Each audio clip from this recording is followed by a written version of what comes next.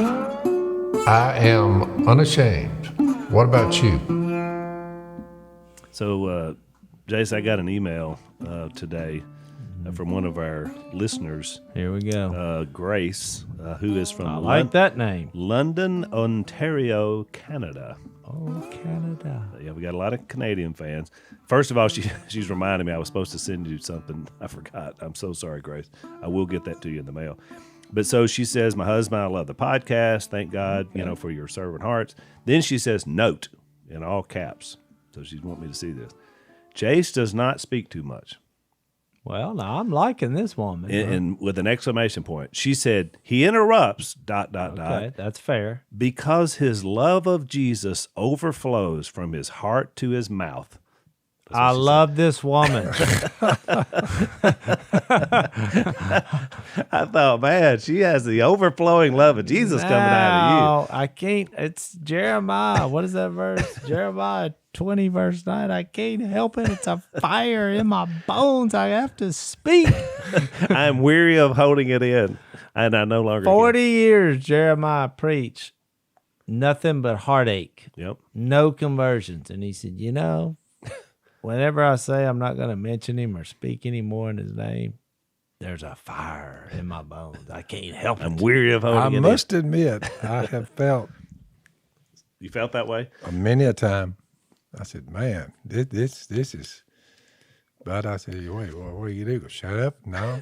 I've always, even in high school, You can't shut up. when people say, well, how you deal with peer pressure? Because I didn't experience the peer pressure that most people did, because I made a decision at an early age. I don't care what you do. I'm not doing that. I'm going to follow Jesus. But when I got backed into a corner, that's when I felt the fire. When they started making fun of me. Yep. And, oh, you're a goody. You're just scared to be a man and all this kind of stuff. And I was like, I'm coming back from the dead. Jesus Christ is Lord. I'm going to be flying saying, well, what do you think about me now? Of course, they're looking like it scared them. And that's why I got confident. Yeah. Because I realized no matter how angry the world seems or how rebellious or how much mischief they're doing. In that time frame, you were like fresh out of high school or just. When I was in high school, the first 2 years I didn't say a word. I was a coward. But, maybe Revelation 21:8 hit me, They always use that for liars, but the first word in it says, but the cowardly. Yeah, that's right. And I don't know, that hit me like a ton of bricks. I thought, I'm not going to be a coward about being forgiven and living forever and trying to get my family to heaven. Yeah. I'm just not going to be a coward about that. Yeah. So if you're going to make fun of me or persecute me about my faith, we're not going to do it quietly. And it really helped me get out of my skin. Yeah. And made the last 2 years productive. And then after that, you went to preaching school with me. And then, you come, all those people. You won a lot of them too. That's what I say. A lot Hundreds. of those old buddies that were giving you grief became your brothers. That's what people don't realize. You don't see the big picture. You share Jesus with somebody. Oh, by the way, 5 years later, I done forgot about this guy. I don't even remember his name. And he gets a hold of me. It's like, I need to talk about that. Yeah. Remember that time you talked to me? I was like, I really don't. I like the story of the one who as soon as you broke out and started preaching Jesus, he just gets up and leaves the room. Well, Jase keeps talking to some other ones, and after his rant was over, he said, "Well, any of you guys you give your life to Jesus? Now's a good time." So they all said, "No, And then I hear a voice. Yeah, he heard a voice from the next room. Yeah, he said, "I do." And that's McIntosh. That's old McIntosh. One of our look, he sent me a text yesterday. Yeah, he listens to the podcast. So I know you listen. He sent me a picture. He was in a store. We used to play video games. He said he was listening back in the back room, but he didn't want to do it face to face. That's right. Do you know that boy? He had just lost his mom. I didn't know him. Yep. We had gone to another person's house, a new convert. We were sharing Jesus with a guy who had got thrown off a bull and had a steel plate in his head. I mean, you just don't make this stuff up. And I told him at the end, I said, I think you're safe. And he said, what do you mean? I said, well, you have safe, lost, and saved. I said, I think you're safe. Because whatever that bull did because he just said, your wires have been crossed. So do the best you can. Yeah. And try to love Jesus, but I'm not sure you're capable of having a conversation. Jase, I don't at this know how point. much evaluating someone's mind. I don't know how deep you need to get into I that, was dude. young and dumb. I'm not saying I was right. I just made a snap So judgment. you're saying is you're not sure where he's basing I don't start that. evaluating somebody's mind. I'm like, Well, that's a I little would too ask him a deep for personal me. question about his life, and he started talking about, twinkle toes and galaxies far away. Yeah. And I said, what? His head was all swole up. He, they told me, he said, well, he fell Did he off. finally come back? Never saw him again. Never saw him Never. again. I hope But he so was after safe. it was Well, you over, never there know. was somebody else there, and I said, "What about you?" And he's like, "I'm out." I've had at least, I would say, scores come back after 30 years. So you remember me? And I'm like, I can't quite get. I said, I've talked to a lot of people over the last. Yeah. I said, well, 30 years ago, I was 17, and I came down there to get some duck calls, and you told me about Jesus, and he said, like an idiot. I just said, that idiot. I mean, he was calling me an idiot. He said, some guy hollering about Jesus. He said, so I got an eye. He said, I went up the road in a cloud of dust thinking, let me get away from that dude. And he said, that was 30 years ago, Mr. Robertson. I said, so what are you trying to tell me? He said, oh, I get it now. He said, I just want to tell you, I'm back. Yeah. Well, I remember. Well, we had a pretty good little. I've had a lot of them. Same story. In the words of W. Phillips, we had some double dopoption going back in those days because Jase was winning all these friends of his. Dad was constantly winning people. And then I was kind of the next step. I discipled a lot of these guys and mentored a lot of them and was teaching and all that. So, I mean, we had a lot of disciples. You guys, Sure McIntosh, was. to this I day, mean- we just saw him not too long ago. And he was like, you guys changed my Y'all life were forever. raised. I mean, You'd look. come in the house many times. Y'all remember it, and you'd look up. Go to sleep at night, and I'd be in there with a little old crew. But the next morning, you wake up, and they're scattered around on the living room floor. Oh, yeah, wet clothes in the corner. Look, Yep. the Lord just moved at that time of my life, and he just moved. We shared Jesus with tons of people, and when they started coming, it just got so crazy. But Which they're it was some real, of our best friends now. It was real tough on my marriage because I was a year one. My year one of marriage, I literally saw my wife the least amount that I've seen her our entire marriage because I was studying with people every night, all night. Well, she was working to make a living because I just went off the deep end. Forget money. We're going to live on love. I'm sharing Jesus. You starved to death with that kind of So mindset. when We she all was- was starving back in When those she days. was getting up to go to work, I was coming in because I'd been sharing Jesus, all night because these guys, and it just put us in Well, kudos situations. to her for weathering that. She's awesome. She got it. She And she was bringing people to the Lord too. But we just, after a year of that, I thought, okay, we might ought to reassess it because it just kept going on, and we realized that we had to make a few adjustments and do it together, which we did better. Yeah. And I realized too, a lot of these new Christians, I was trying to just not only bring them to Jesus, but keep them there physically. Yeah, I'm steamroll. like, where are you at? Like, I'm checking up on them. The steamroller effect. The only 2 bars I've ever been to in my life was because I got a report that somebody we had just baptized was in one. Go pull I one out said, there. let's go. Missy went with me to one. My terminology changed through the years, and I finally, when I would get irate people, get all fired up, would go to hollering, carry it on, accusing me, and this and that and the other, and then leaving. But I always just say now, just, look, calm down, just think about it. Yeah. When I started telling people just think about it, way more of them did think about it and came back later.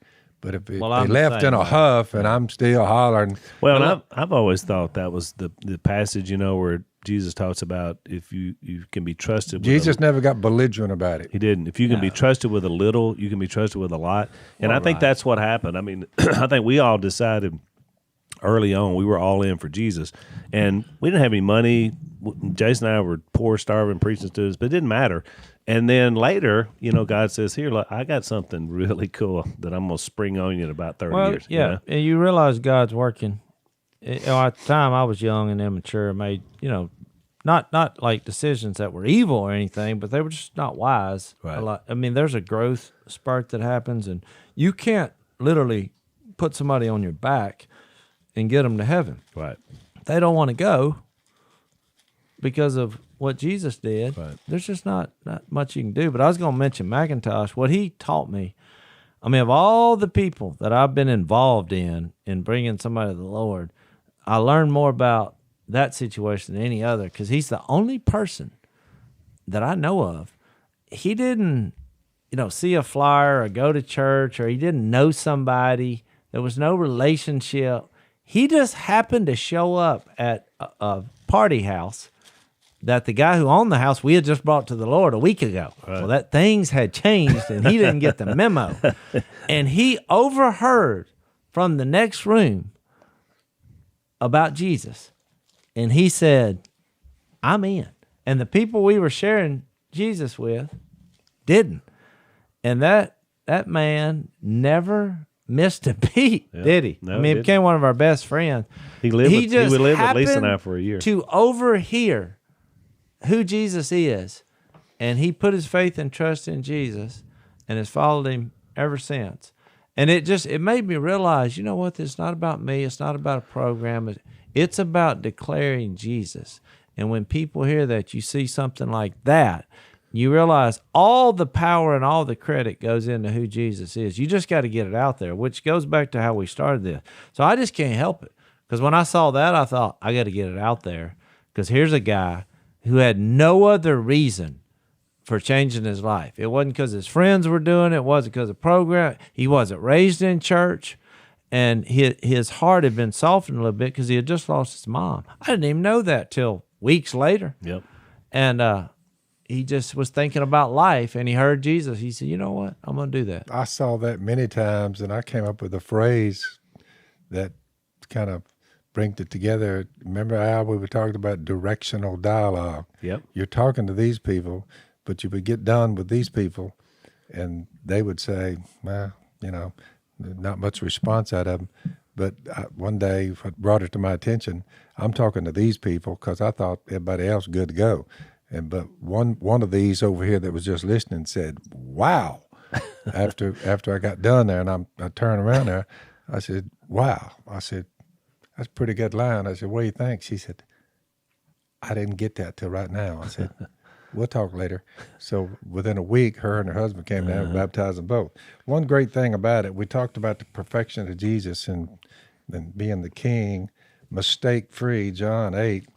God was pleased, this is Colossians 1:19, and I'll give you a text out of Hebrews.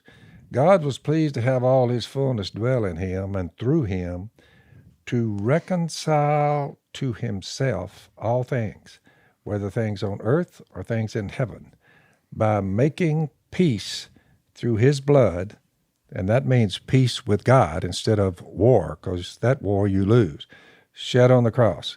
Once you were alienated from God and were enemies in your minds because of your evil behavior, but now he has reconciled you. That's twice that word's come up.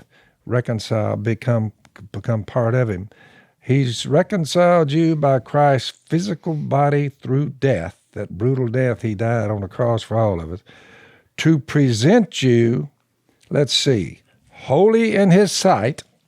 When he sees us, he sees 100% flawless perfection like his son, because we are in him and he is in us.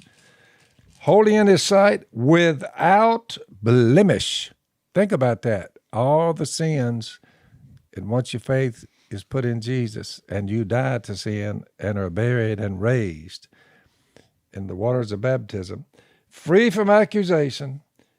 If you can free from accusation, just think about that. You say, well, that's why none of his accusers got anywhere.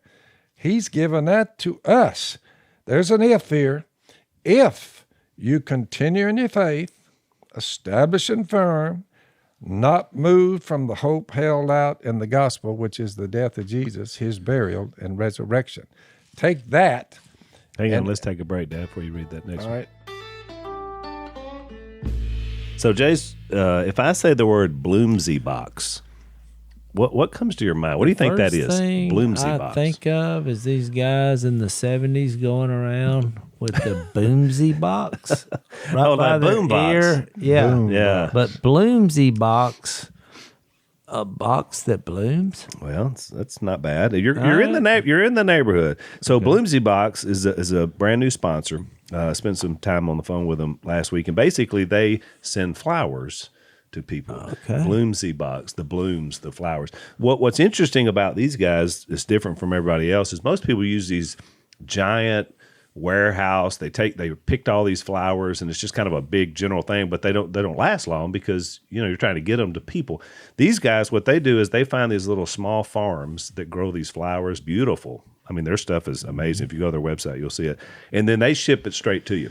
So now I may start a revolution. Yeah. You'll see people going down the street and they'll say, "What are you carrying?" And they're like, "It's a Bloomsy box." There you go. So we got Flowers. so they've got a Bloomin' Cyber Monday sale that right now you can save 25% on all their Bloomsy box flowers. Hand-picked, beautiful. They come straight to you, especially this time of year, holidays, also people not being able to get home. It's a great thing to send to your mom or your wife. The sale ends soon, but you can get 25% off now if you hurry to Bloomsy Box, BLOOMSY box.com, enter Phil, and you're going to save 25%. BloomsyBox.com. And add to that, since that time, he's talking about from the law of Moses and the way it operated, and here comes Jesus, and did what blood of animals and all that can never do. He waits for his enemies to be made his footstool because, and this is one of the greatest texts in the Bible for me, Hebrews 10:14, because by one sacrifice, the perfect one dies on a cross. He has made, are y'all ready for this, audience? Perfect. Perfect. That means mistake-free like Jesus. You're viewed as 100% flawlessly perfect. He's made them perfect forever. You say, man, those who are being made holy. So you try your best to be mistake-free. When you make mistakes, the blood is there cleansing you, and God justifies you by viewing you as if you never made a mistake, and you're viewed by God as perfect through Jesus.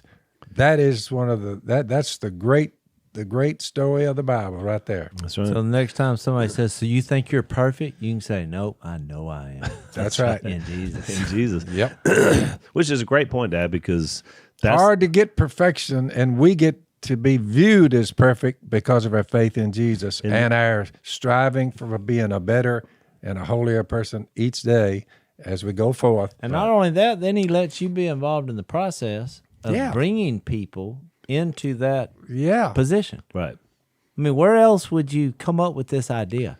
I'm going to save you, and then I'm going to allow you to be a part of the eternal destiny change that occurs in individuals. Yeah. So you told a story last week, Jase, about when you got pulled over by the state trooper and kind of how you worked your way out of that. It prompted a story in my mind, and I thought about it when you were just mentioning about some of our friends. And you remember Michael and Darla were a couple of the early ones, and so they get married. They're Christians now. They become really good friends of ours, and so she finds out she's pregnant with triplets. And so it's like it's a big deal because you get more than a couple of babies in your womb, things get a little bit dicey. And Darla's a little bitty late girl anyway, and so she wound up having to be in the hospital for like months. I mean, they were like, you got to just lay here till you have these kids. Mm-hmm. And so I'm working for the church at this time. I just I'm early in my church work, and so she's stuck up there. But they said, well, she's got I guess back in then it would have been a VCR. And, and so somebody brought a bunch of videos And I was going to see her anyway to pray for her and just to visit a little bit because that's what pastors and preachers do. So I load up this sack of videos, and I'm on a mission of mercy, heading to the hospital, heading to St. Francis. I get off the interstate. I'm driving. Mom has made one of her mom deals with Melissa over this little white Ford car, and for some reason I'm in it because I was just like you. I'm not in somebody else's car. Mm-hmm. I get off there on the deal. Now you can do it. You couldn't back then. You couldn't go. I'm literally right in front of the police station, and I didn't notice you can't take a left turn there. You're supposed to go all the way around. Well, I took a left turn. Well, there's a Monroe cop sitting over there because it's the police station where I did it, and he pulls me over. You're not supposed to take a left turn there. Sorry, I didn't notice that. Then he asked me for the stuff. It sounds like a segment of dumb criminal stunts. It gets worse. So then it's like, well, your inspection sticker's out. Same deal. And the license plate deal's out. And I was like, oh, my word, Mom. You know, like, because I didn't even notice. I'm just borrowing the car for a day on a mission of mercy. Mm-hmm. So then it's the insurance. Well, I look in there. There's a couple of insurance cars, but they're a year old. So I was like, well, let me call and see if I can find. This is pre-cell phone. I was like, I don't know, what to do. And so finally, there's no insurance, which in Louisiana, if you don't have insurance on a vehicle and you're driving it, they can impound it right then. Well, guess what? They impounded the car. Mm-hmm. And so I'm standing there on the side of the road. I got a bag of videos, and the hospital's just right there.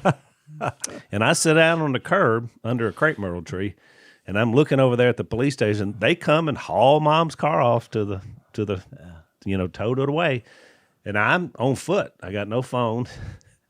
And I was like, I just remember sitting there thinking, boy, this day just really turned sour. Like I was doing something good, and now they literally took my wheels away. You're hitchhiking. I'm hitchhiking. With videos. And so, but I have to admit, I was sitting there looking at that police station, and I felt like Jonah did when he was looking at Nineveh. I said, Father, if you could just bring a fire down out of heaven and torch that whole place. I mean, it was righteous anger because I felt like I was doing a mission of mercy. So I walked on down to the hospital, sweating. By the time I got there, I went in there, Darla, she said, what, are you okay? And I was like, yeah, I just had to walk over from the police station because they took my car. So then I called Lisa and said, come get me. I'm on foot. Yeah. Then I tell Mom, I said, Mom, did you know all this stuff? Was well, I didn't know, Melissa, Mom's just... So it cost Mom about $1,000 to get the car or whatever it was out because it was her car, it wasn't my car. She had to pay all the fines and all this stuff. And it was just like, well, that was back when we had to scrimp. Yeah. Wow, you got a better deal. When I had the wreck in the family truck, that the insurance had expired by 8 days. Ooh. And since it was my fault, we decided to split the $12,500 that it cost when you have a wreck and it's your fault and you don't have insurance, or face penalty of jail. Trust me, I was never late on that payment. It took 5 years to pay it off. So after I'm hearing these stories, Jase, you've come a long way, son. Yeah, now let's buy some insurance. Well, and I'm a stickler. Yeah, I gave you some encouraging words. They said, Jase had a wreck. You tore up the truck. It's totaled. So I drive up there. I said, you idiot. What are you, Jase is literally bleeding, and he's like, why would you turn right in front of There's an ambulance there. They're like, we think he's going to live. Why would a man just turn right in front of an ongoing Why vehicle? would you do that? This is the stupidest thing I've ever heard. And it did. It T-boned. So coming over here a while ago, I jumped in my truck, GMC, it's been a good one. In fact, I've been saying that truck has fewer failures of any vehicle I've ever driven. So a while ago, I reached down and I pulled the handle out there, and look, the door handle, the inside door, I just went like a clank.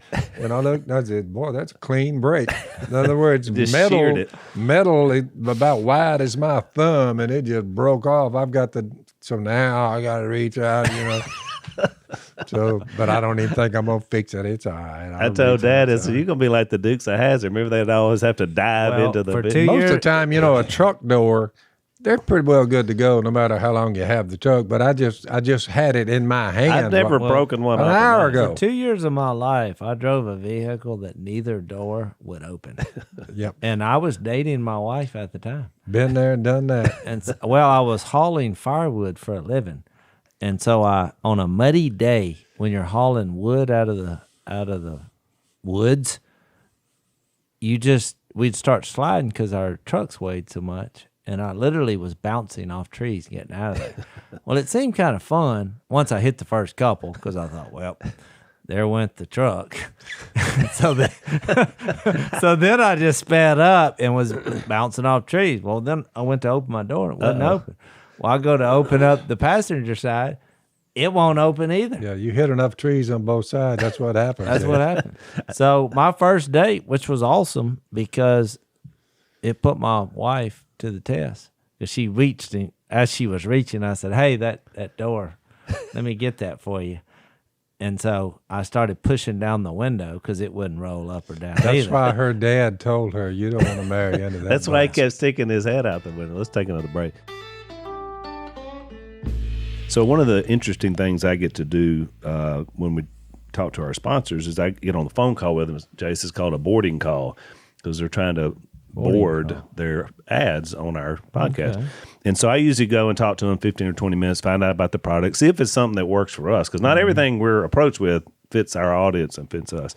But one of the really interesting conversations I had was with Dr. McQuillan, who did all the research for Omega XL, which, of course, Dad and I have been taking for inflammation. And basically, they had 35 years of research. It fascinated me because it was all done with these mussels that they grow in New Zealand. They extract it, And so I've taken fish oil before and everything like that to try to help, but nothing's really worked like this has worked. And so she helped me a lot to understand inflammation and how it attacks our body.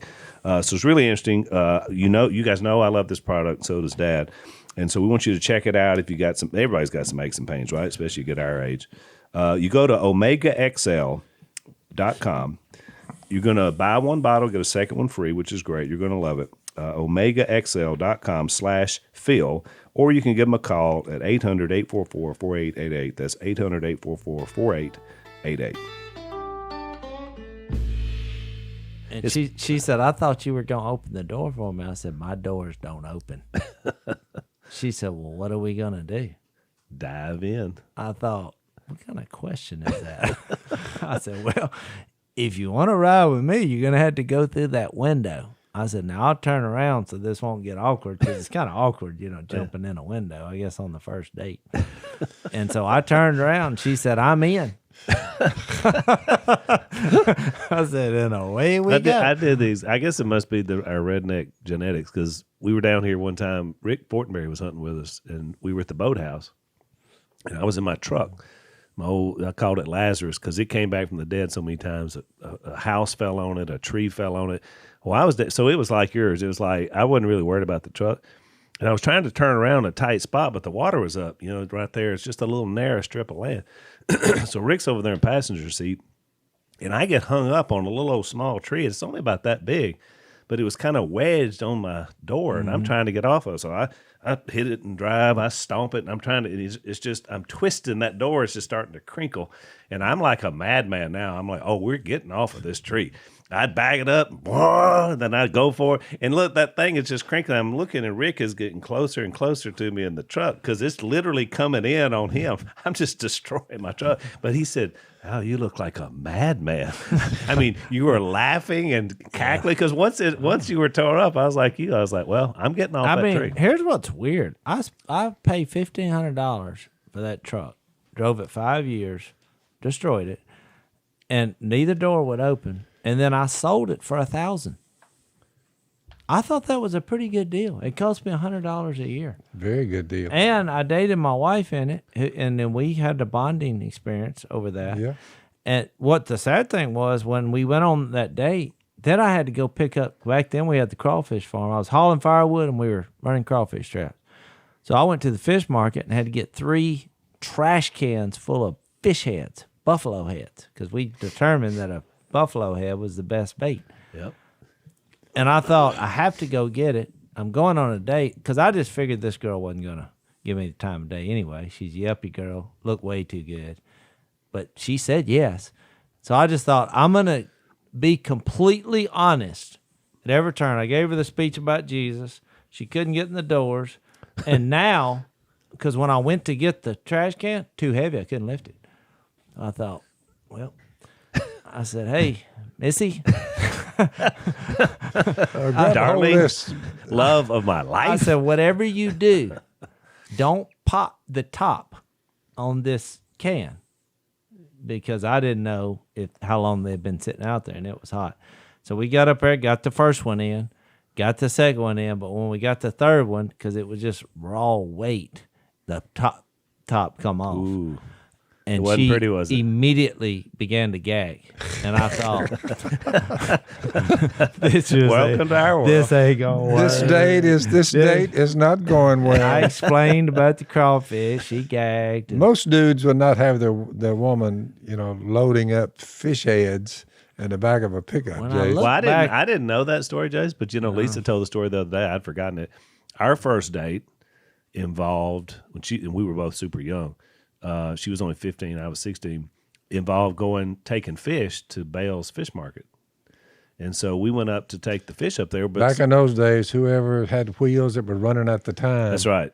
That's who took the fish. So there were a couple of tubs of fish in the back of the truck, and once she was telling the story, I remembered it. So we go into Bale's. Well, sometimes it's like anything else. Fish are like supply and demand. Sometimes you had too much supply. Yep. And so every once in a while, they would try to make sure they bought our fish because Dad was a good supplier, but sometimes the market was glutted. Yep. And so they didn't buy our fish that day. So of course there's no phones, and so this shows you how you just figure stuff out. So I told Lisa, I was like, well, we got to do something with these fish, Yeah. I mean, what are we going to do with it? So I said, you know what, I'm going to go over to College Point. And I knew there was a pink bar. It was right in the middle of College Point. I don't know if you remember seeing it before. Oh, yeah. And at night, of course, it's the happening place. During the day, there's a few people hanging around. I said, we'll just go direct sales. We'll see if we can sell these fish. And, of course, she's looking. I mean, we're young. It's 16 and 15. I thought, I got to come home with money. I mean, what are we going to do? So I pull up in front of that pink bar, and there's a couple of guys standing over there, and so this old guy comes over. He's got a wife beater shirt on. He looks over in the back. He said, what you got going on? He was talking, but I couldn't understand a word he was saying. And I said, I'm here to sell some fish. You want a fish? And then he said, how much you want for that fish right there? He pointed at a buffalo or something. I was like, that's the $4 fish. And they were negotiating now. So we finally got to a price he could live with. And then he said, I'll be back. So he goes and leaves, and I see a big black lady come out of the house, and she's reaching in her bra and comes up with some money. So he comes over and buys a couple of fish. And what happened in the next 15 minutes was capitalism at its best. As soon as he started walking, as soon as people started, they just started streaming over to that truck. And I sold every fish in that truck. I remember you telling me and that. Come home with a little wad of cash, for Mom, which was the deal. So see, Missy later told me that was our first date. She's like, y'all had to admit, from start to now, we've come a long way out. well, Missy You know what I'm said saying? she told me a few weeks later, the Jesus speech is why I stayed. The rest of it I figured was going to be a work in progress. She said, but it was fascinating to see a human being doing what you were doing. It was interesting. Right. She said, I'd only heard about such stories. I didn't know that it was really happening in America. Getting fish heads, no doors that are open, because it's Dukes of Hazzard. Right. These people are really living like this, and seemingly on purpose. Yeah. So you and Curly, y'all had to go to the hospital a time or two from blood poisoning, and because just dealing with all this rotten stuff, you get a little nick on your hand or something. It's like anything else we did the first 20 years of my life. It was fun for about a week. Yeah. And then all of a sudden it wasn't so much fun. You know what? I'm dying here. We get when you're 100% dependent on how many fish you catch today, it'll give you a little different perspective. So my take. Let's take a break. My take on that, Dad, I compare it to, you remember when the Israelites came out, when God brought them out of Egypt, and they needed to eat, because they're, so he just sends them manna, basically every night it's just raining down bread, heavenly bread, and they go out and they pick it up. But he told them, he said, you can only pick up one basketful, not two.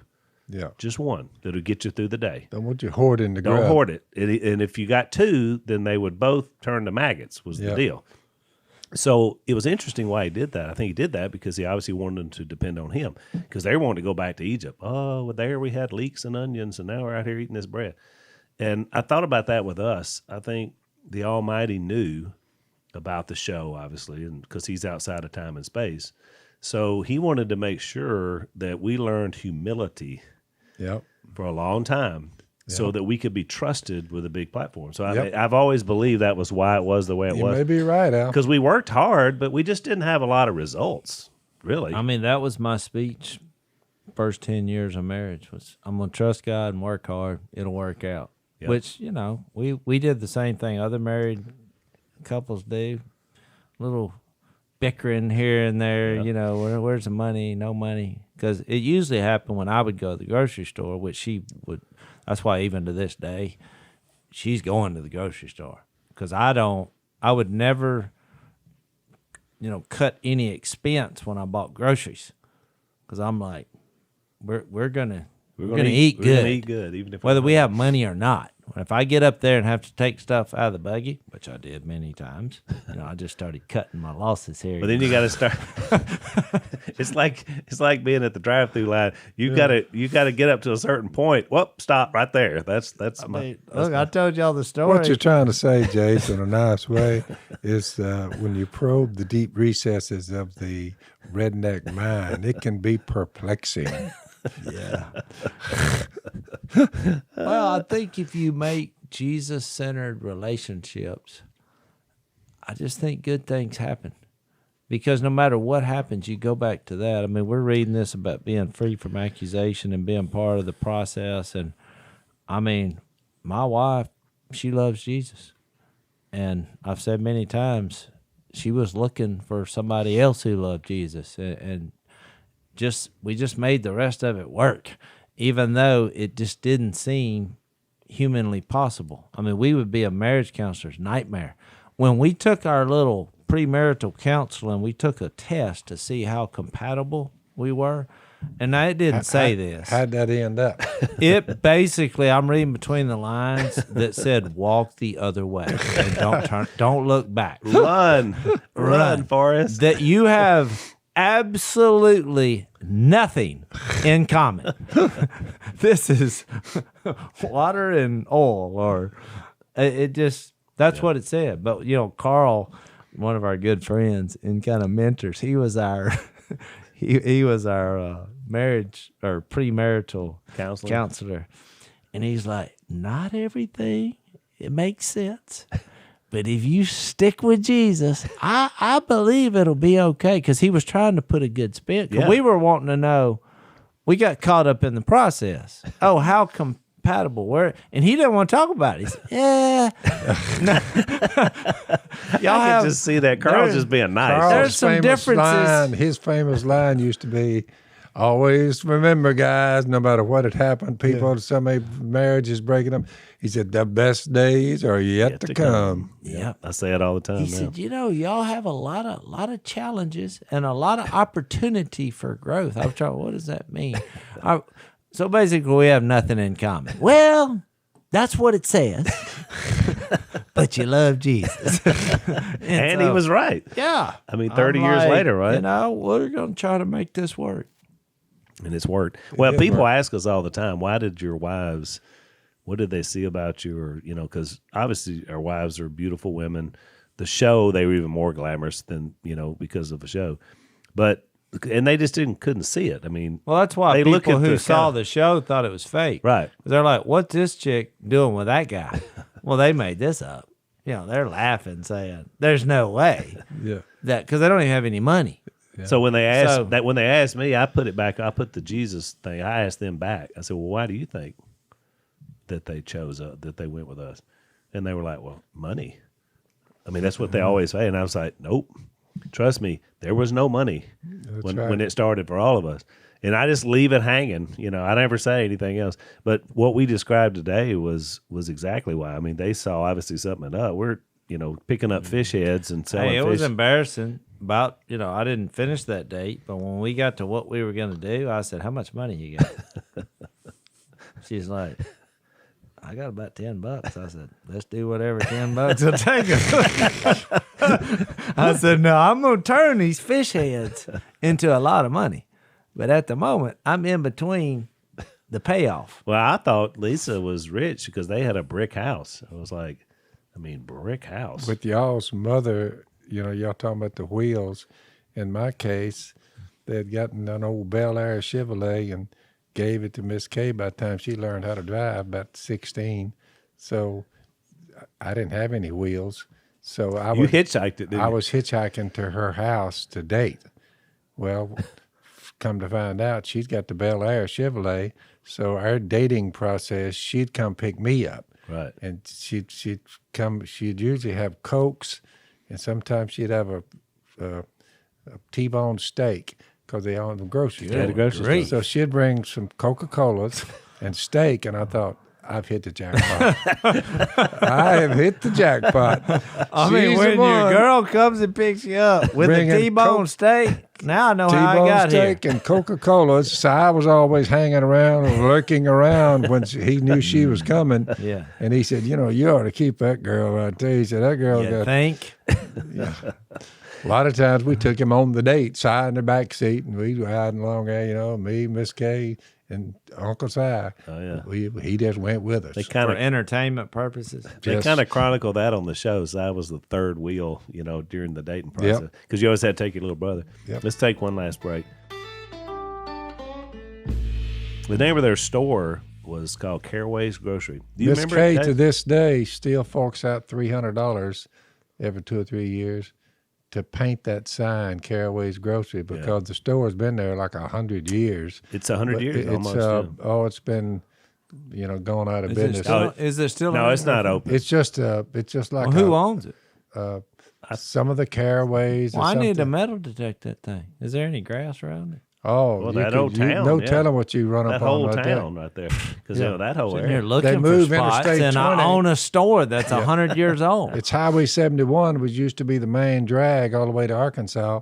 Yeah. Then they built the interstate where everybody got on the interstate and nobody goes through Ida, Louisiana anymore. Yeah. So the old store, everything, there's not one business left in that town. It's off the interstate. They just drive by it over about 7 If or 8 anybody's miles. listening, don't go there because that's ours. We never tell where it was. And I'm going to go. But it's funny. So on the sign that Mom keeps up that's on the side just for the for us, because they're trying to get Mom to buy it to might make a museum out of it or something, or Willie, but on the side of it says established 1926 or 1928. We're not sure. That's what's on the side of the building. I thought it was pretty funny that whoever put that out was like, we don't know. So why didn't they just put 1927? Well, that's ish. When we were dating, we'd go by there and get a little rack of Wilson weenies. Yep, the red We snappy talked about weenies. those before. Yep. They, Poppin' and weenies. they've never made a comeback. No. Somebody, the last time we talked about this, said there was somewhere Where they that had them. And then we talked about the Colonial Honey Buns, and they found them. Yep. Somebody else bought them, and we're good to go. Sarah on that. Lee bought Colonial. So, But I've been trying to find I can't find Sarah Lee's somebody honey bun. sent me a box of them. Oh, really? And I ate them. And they they- were awesome. they were like I Colonial? I can't buy. No, they were Colonial. Oh. Yeah, but so I It was appreciate the greatest honey bun of all time. I remember we used to eat them. The Missy Wilson said- weenies were the best weenies of all time, but now they're too red. They're still trying to Wilson weenies. That's what we call them. So it was a company in Shreveport. So you would pick them up at the store, some Wilson Wood? They had them by the big box, and I'd go in there, but Wilson weenies, that was something, it was like eating fine steak to us. And a little block of that hoop cheese. Yeah. with the red rind on it. Red rind on it. What about the bologna? Yeah, Because we had the a lot of bologna was good too, but the Wilson weenies was the best. Yeah, bologna was when I remember my childhood. That was the thing. I mean, like We were fine dining when we got And some. then when I got to be about 30, somebody actually told me what was in it, and I was like, "Oh boy." Yeah, it's pretty much the leftover of everything put in a big meat tube. Is But it what was that good. is. They changed the packaging on it, and now it says what's not in it. Yeah, That was a joke. I know. Got it. So, Dad, you remember when we were growing up in Junction City? You used to go up to what was the name of that butcher shop that was in El Dorado? I remember there was always a big treat. Was it Brummett's? I think it was Brummett. Brummett's butcher, and like every once in a while, Dad would be like, "All right, we're gonna feast tonight," so we'd get some steak but it was just so rare, to have anything like that. It's so funny now because I don't even think about it. If we're gonna eat steak, I mean, we're gonna go pick up a whole tenderloin or whatever. Yep. And back in the day, man, you just couldn't do it. I mean, we didn't have enough money to pull it off. Yeah. Miss Kay's famous line, y'all's mother, she said, "Phil, always remember, I've been poor with you and I've been rich with you." She said, "Rich is better." Yeah, that's classic. Why is that Mom. funny? I don't know. We need to get Mom back on the podcast. Where were we going with this? I don't even know. This wound up the Tales of the we past. talked about free from accusation. That's where we started. And the next thing Somehow I you know, and I went down memory lane. yeah, we did. I do want to remind. Well, it's duck season, and duck season, Al, is one of the greatest jump starts the first 3 or 4 days that we've had in years. Oh, everybody's happy. Oh here. yeah, which goes to show you, we always provide the food supply, the water regime, the duck blinds are already, but for you liable to go through several years where it's not much at all. Right. But with us, we just keep going, and keep going. Right. Well, this year it all started out, and we're seeing that this morning. I picked up a big old mallard drake, and I felt his crawl, and I said, that feels like rice. And I cut a little slit, and I looked and see what he said, what he'd been eating. Yeah. And it was rice. So they're coming down those rice fields to the east of us, coming across Come over there. here to Which rest. is my point. We plant all this food, but a lot of times when we're really getting them, they eat somewhere else. Yep. And they come here to rest, right? Yeah, Yeah. they're resting. Because a duck is either eating or resting or roosting, which is the difference. So that's why they fly in the morning, because they're looking for something to eat. Yep. And then we didn't really get much till about mid-morning. Yep. So they had gone and eaten, and then they're looking for somewhere A lot of to these rest. go in Then the they woods. get up and they go roost, which they just go to a different resting spot to sleep, which they want a The little deeper Canadians, water. it might have been a stroke of genius. They stopped all early season duck hunters from America going to Canada because they would go up there, and a lot of these young ducks, they'd never been shot at. They'd never been had a duck call Go in at. there and whack them. And so Americans have been going up there for years. But this year, Canada said no more of that. Really? Because they were kind of taking advantage of their youth. The Yeah. ducks were young and dumb, so they would just boom, ba, ba, ba, ba, boom, boom. So the Canadians broke that up, and I thought, that may turn out to be a good thing. Well, so far, that seems like if they're not shot at in Canada where they raise, and they're not shot at till they come across that border, it's better for us. I think Yeah, we're way down the food chain. I now. think there's a piece that's developed in what you do. We used to duck hunt because you kind of had to. It was how we made a living selling duck calls. So now, based on everything that's happened, it's more enjoyable. But we talked about being free from accusation, which is what the world does, is bring up your past, and you're like, no, he forgave that, and here's why. And then that goes to phase 2, which is now God uses us to share Jesus, which is how I got married. I mean, we went down memory road. But when you get to Colossians 3, and I think this is a good way to sum up what you get in Christ. In verse 15, he said, let the peace of Christ rule in your hearts.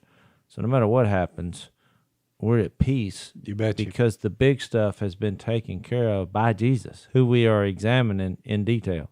Since as members of one body you were called to peace, and be thankful before and after. before felt like you were blessed, and after, especially with the physical stuff. Let the word of Christ dwell in you richly, as you teach and admonish one another with all wisdom, and as you sing psalms, hymns, spiritual songs with gratitude in your hearts to God. And this is the verse I wanted to get to. And whatever you do, whether in word or deed, do it all in the name of the Lord Jesus, giving thanks to God the Father through him. Well, then he talks about wives and husbands and children and social classes. And then he gets down and says the same thing in verse 23. Whatever you do, work at it with all your heart, as working for the Lord, not for men, since you know that you will receive an inheritance from the Lord, because it's the Lord Christ you are serving. So here we are, Al. There you go. Next time we get back into the text on the podcast, we'll be at the crucifixion. And it's a brutal, tough read, but it had to be done. I mean, it had to be done the way it was done. Remember the verse that says when the time that was set, was that when. So he knew exactly when he was going to come and exactly why. It was brutal, but then when you realize why, exactly, you go, oh, I get it.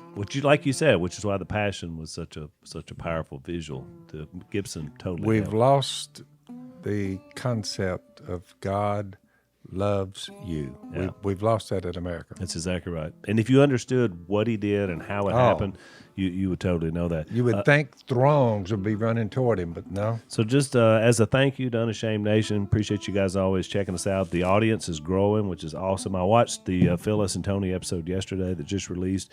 A lot of you are buying those prints. I appreciate that. He appreciates that. Man, you're a great audience, so we love doing this with you. So keep telling folks about Unashamed.